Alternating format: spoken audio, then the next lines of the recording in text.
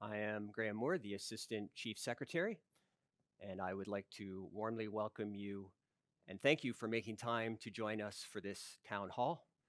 I am joined today with Commissioner Floyd Tidd, the Territorial Commander of the Canada and Bermuda Territory, and Colonel Evie Diaz, the Chief Secretary.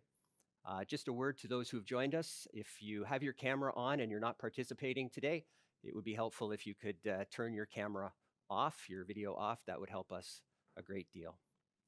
I'm hosting you today from the city of Winnipeg in the chapel at the College for Officer Training. We are on the lands that have existed for millennia, long before the commitments of Treaty 1. This land was home for the Anishinaabe, Cree, Oji-Cree, Assiniboine, Dakota, and Dene peoples. We also recognize that we meet on the homeland of the Métis Nation. Renamed in 1873, the name Winnipeg was formed from an anglicized version of the Cree word Win-Nipi. This land was traditionally named after the muddy waters of the mighty Red River. It described the landscape, telling a story of a place that Creator entrusted to its original inhabitants. I share this land acknowledgement for all of us, hoping that we will realize that this is more than just words and formalities. Each one of us are called into the ministry of reconciliation, and these words offer a space to hear the stories that are often forgotten. Stories of displaced peoples, broken promises, and colonial injustices. I hope that these words create spaces to learn and engage with the history of this land, and that this new knowledge will transform the way we worship, gather, and celebrate here in this place. May the spirit of truth and reconciliation invite us to walk gently with all our relations. We will now commence with Commissioner Tidd and Colonel Diaz sharing information about the divisions within the territory, followed by engagement with representatives from across the territory. Please welcome Commissioner Floyd Tidd.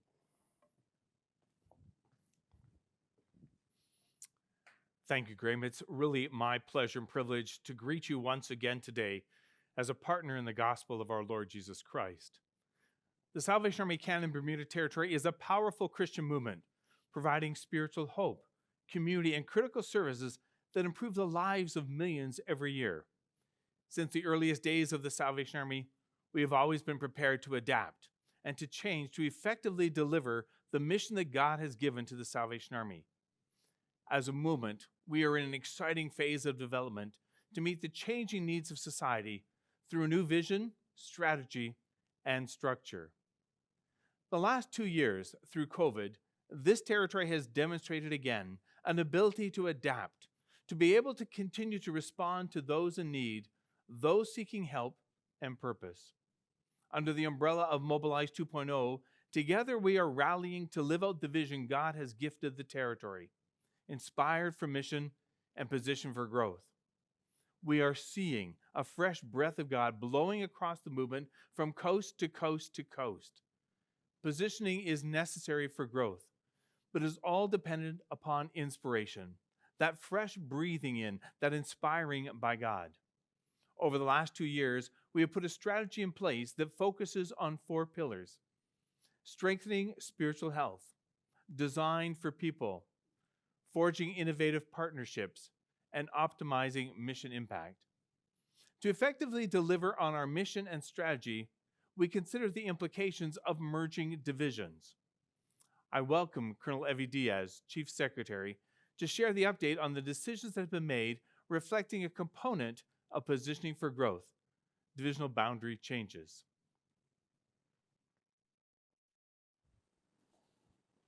And I echo the greeting and welcome of our leader.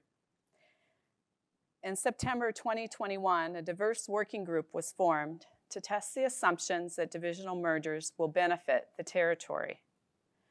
The working group conducted interviews with divisional commanders, engaged with divisional executive boards, and conducted in-depth focus groups across the territory to assess divisional needs and determine the best way forward. The review also analyzed the external environment, consulting with divisional leaders for their advice based on their local context. Following a review of the recommendations and with international headquarters approval, it's been decided to merge the following divisions.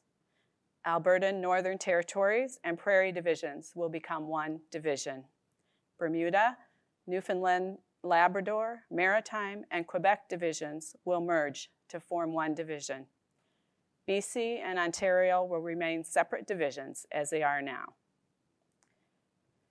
We're merging to create 4 balanced divisions to continually adapt to increasing external complexities, steward our resources responsibly, and ensure our front line has equal access to expertise. The mergers will take place over the next 11 months and will be fully realized in January 2024.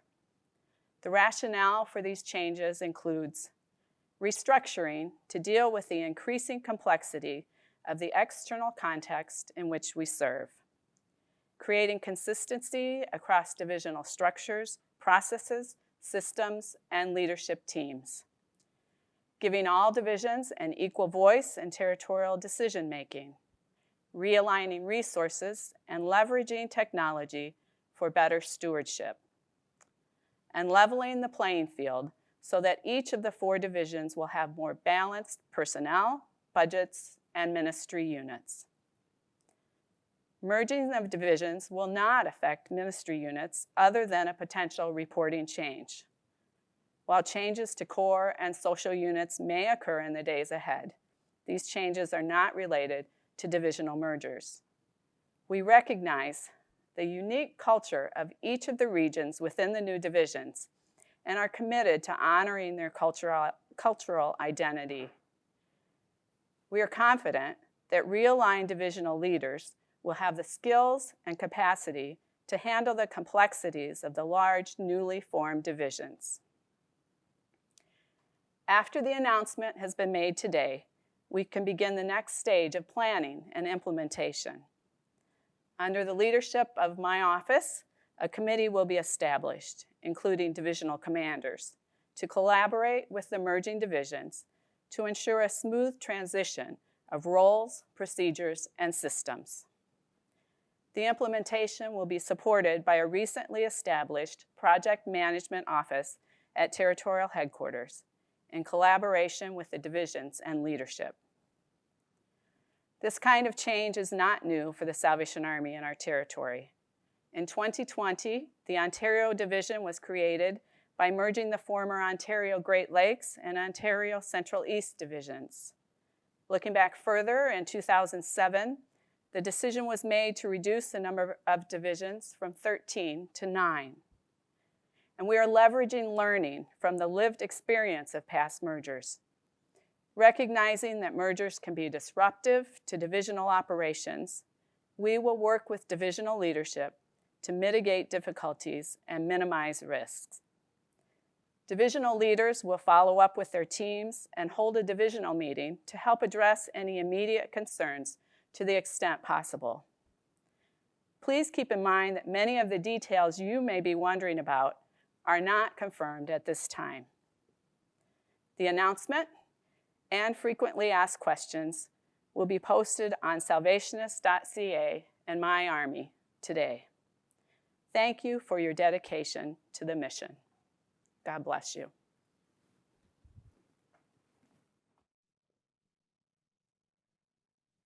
Thank you, Colonel Diaz and Commissioner. As you have just heard, we will be posting the announcement and FAQs shortly following this town hall. But while we have you, we thought it would be a great opportunity to have some of those questions answered live. So 10 of the frequently asked questions will be brought forward by divisional representatives who have graciously agreed to share the screen with us today. The first is Major Louise Pond, who's a Corps officer from Newfoundland, and she will ask the first question. So the floor is yours, Louise. I think we're having technical difficulties. Let me begin by responding by stating the question once again. Major Louise Pond was asking the question, can you explain in more detail how the decision was made to merge the divisions? Back in September of 2021, a working group was formed to test assumptions that divisional mergers would benefit the territory. The working group conducted interviews with every divisional commander, engaged with the divisional executive boards, and conducted in-depth focus groups across the territory to assess divisional needs. The review also analyzed the external environment, consulting with divisional leaders, again, with regards to their local context, seeking their advice. Through listening carefully and carefully considered prayer, we determined the best way forward. The findings provided a strong case for the divisional mergers, and international headquarters agreed with the findings.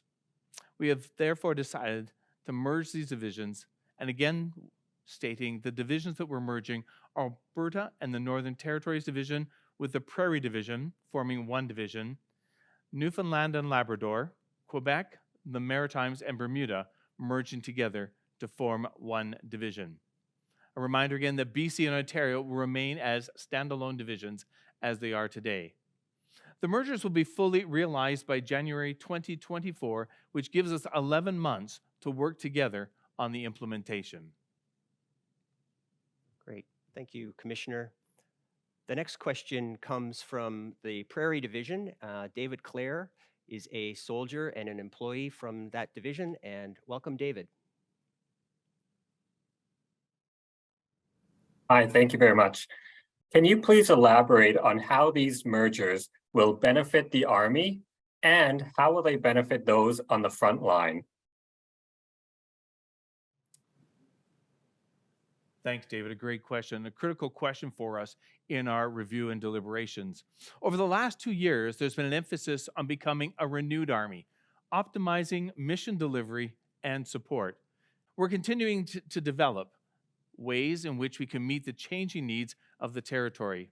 And we need to have a structure in place that best utilizes our officers and employees, our volunteers, to support frontline core work, frontline community social services work. The structure comes with an opportunity to better position our divisions as balanced across the territory, allowing the Army to continually adapt to increasing external complexities. It will also allow us to create consistency across the divisional structure, its processes, systems, and the leadership teams. This, we anticipate, will help to reduce the administrative interactions between DHQs and THQs, thus leaving us with a smoother approval process and less bureaucratic red tape. This will also give all divisions an equal voice in territorial decision-making. It also provides us an opportunity to realign our resources and leverage technology for better stewardship. We want to ensure through this process that we're able to now level the playing field so that each of the 4 divisions will have balanced personnel, budgets, and ministry units under their umbrella, giving each of them a strong and equal voice. Rather than the experience of have and have not divisions, there will be a more equitable distribution of resources. Through all of this, we anticipate the front line will feel that clearly the positive effects of the merger. This is critical to us because our mission is in demand more than ever and delivered most effectively through our frontline ministry expressions. Thank you, Commissioner. Laura Smith is a soldier from the Alberta and Northern Territories Division, and she has the next question, which is for Colonel Diaz. Laura? Why are we doing this now, and what are the risks if we don't merge? Thanks, Laura. The Salvation Army is a movement, not just an organization, and that means we can't ever stand still. We respond to evolving changes and conditions around us, and so we need to be sure we're doing our best to fulfill our mission, to share the love of Jesus, meet human needs, and be a transforming influence in our communities. And so as a reminder, the working group consulted divisional leadership, analyzed external environments, assessed divisional needs, and conducted in-depth focus groups. And from this work, we believe that divisional restructuring will lead to better mission outcomes. And what if we don't? Inaction will inevitably lead to paralysis and decline. Instead, we want to be an army on the move, continually adapting and adopting the wisdom of the day, all while keeping our hearts and our actions fixed on Jesus. Thank you, Colonel Diaz. Next up, we have Major Barb Carey, who is a Divisional Family Services Consultant from the Quebec Division, and she has a question again for Colonel Diaz. Please go ahead, Major Carey. Thanks, Graham. Each division is so unique. How will identity and culture be maintained in these new merged divisions? Thanks, Barb. Absolutely. This is a unique territory, and each of the divisions that we're bringing together have their valuable and intrinsic differences that we cherish and we do not want to change. By no means is the merger meant to change that. Through this committee that will involve divisional leadership and will work together on this transition, we want to address those unique needs and ensure that the distinctness is not lost in this merger. Thank you, Colonel. Our next question comes from John Bignall, who's an employee from the Maritime Division, and he has a question for the Commissioner. Welcome, John. Thank you. Why are you communicating about this a year in advance? It's a great question, John. As you can imagine, merging divisions is no simple task. We well understand that. And it requires the involvement and collaboration of so many people, departments, officers, employees across the impacted divisions. However, that work cannot fully commence until we officially make an announcement of the mergers. So now that we've made the announcement, the next stage of planning and implementation can begin. And this will not be done in a silo. We cannot possibly merge divisions without their knowledge and their experience. The planning and implementation will be done in collaboration with divisions over the course of these next 11 months. Every effort will be made to be the least disruptive as possible to the ministry units and the expressions of delivery of our mission. Thank you, Commissioner. Major Suzanne Fisher is a retired officer from the Bermuda Division, and she has a question for Colonel Diaz. Over to you, Suzanne. Thank you. Will ministry units be affected by the merger? Hi, Suzanne. Welcome from Bermuda. Hi. We value frontline ministry, provides social and spiritual leadership and services to communities, and it will not be affected by divisional mergers other than a potential reporting change. Again, while some changes may occur over these next months and years to core and social units, they're not about the divisional merger. And I know that some of you also have questions about camps. And let me say that for the time being, the mergers will not impact camps. Camps are an important part of the Army, and these will continue to operate as before, serving the specific needs of those in their regions. Thank you, Colonel. We have another question for you. This time, the question is from Major Don Bladen, who's an officer from the Alberta and Northern Territories Division.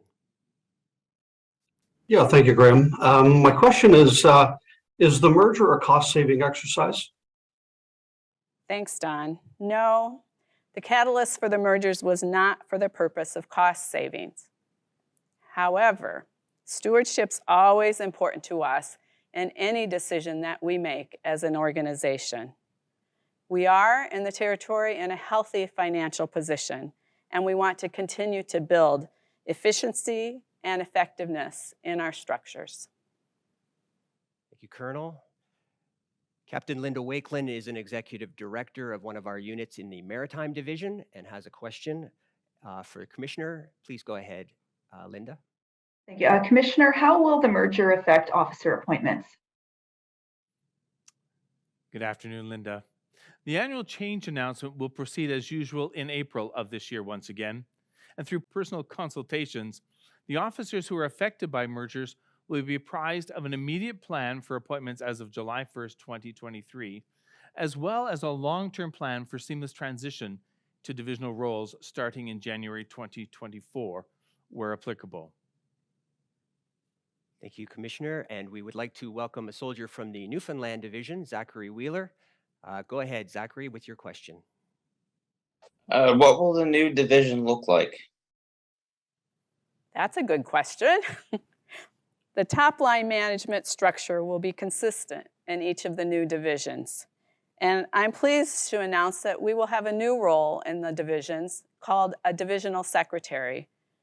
This will be an officer position who will be the key divisional liaison to all mission support at Territorial headquarters, as well as the key support to the divisional commander, working as second in command to the DC.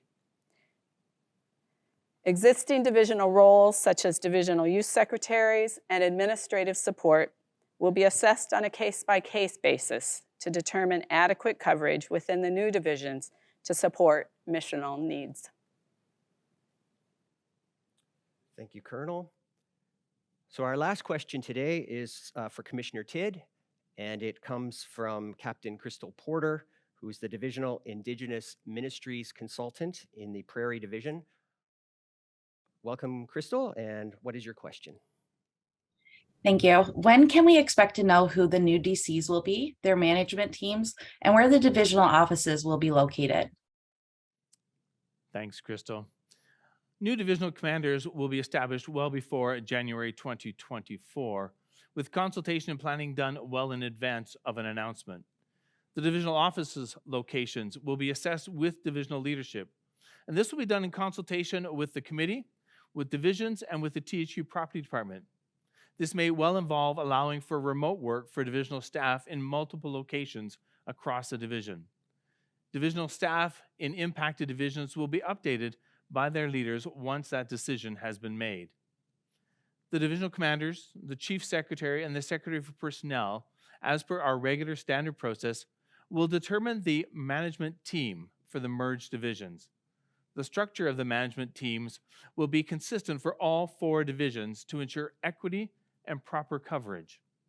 Efforts will be made to ensure a cross-section of representatives from the former divisions are part of the new divisional teams, wherever that's possible.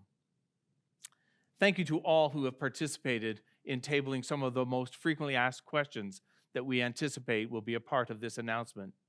This concludes the question period for the town hall today, but I'd like to thank all of the divisional representatives who have joined us today. For all of you who have joined from divisions across the territory, the questions and the answers you have heard today will be included in the FAQ that will be shared after this town hall on the websites. I think it's important for us all to recognize and understand that we believe and we know that we as the Salvation Army are a movement of God, and we seek to follow His lead, follow His prompting, and seek His empowering. We're confident that these decisions are the result of careful and prayerful consideration. Our efforts in positioning for growth match our efforts exerted daily as we annually touch 2.6 million lives across Canada and Bermuda in over 400 communities. Together as partners in the gospel, we must continue to adapt to be able to serve and to share the love of Jesus, to meet human needs and be a transforming influence in these communities. We want to build communities that are just and clearly know and experience the love of Jesus. We are grateful for you, for your partnership in the gospel, and for the work ahead of us to ensure that we continue to effectively share that gospel and see lives transformed. Thank you for your participation in this announcement today. This announcement will be posted on salvationist.ca and My Army later today. May God bless you. May God bless the Salvation Army. May God bless the Salvation Army Canada and Bermuda Territory. God bless.